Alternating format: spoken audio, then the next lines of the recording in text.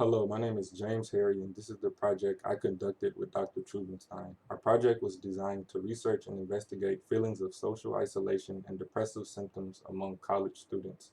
We hypothesized that the increase in online learning due to the COVID-19 pandemic, that students would have high feelings of social isolation as well as high depressive symptoms.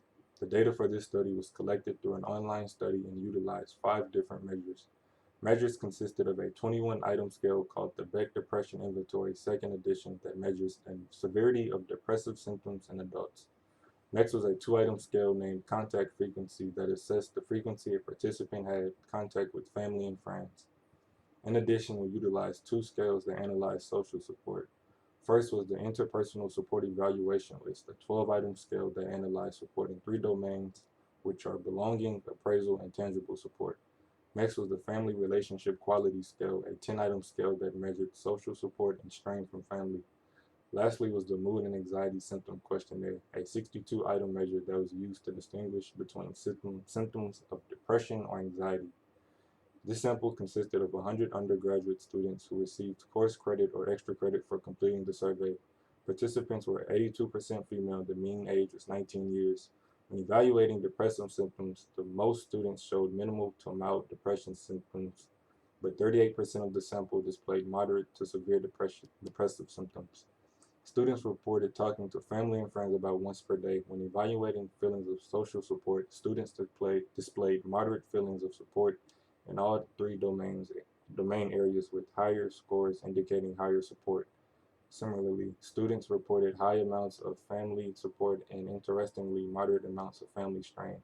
Lastly, students displayed low to moderate anxiety symptoms for general distress, anxious arousal, and depression or the inability to feel pleasure. When looking at figures 1 through 3, we can see the change in dominant instruction style shift from mostly face-to-face to mostly hybrid learning. Figure 1 details the pre-COVID instruction style.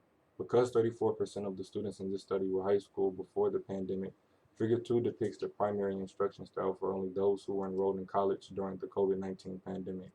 Lastly, Figure 3 details the current primary instruction style for all students in the sample, showing impressive difference, with 68% of the instruction style being primarily face-to-face pre-COVID-19 pandemic, and only 16% of the instruction style being primarily face-to-face post-COVID-19 pandemic.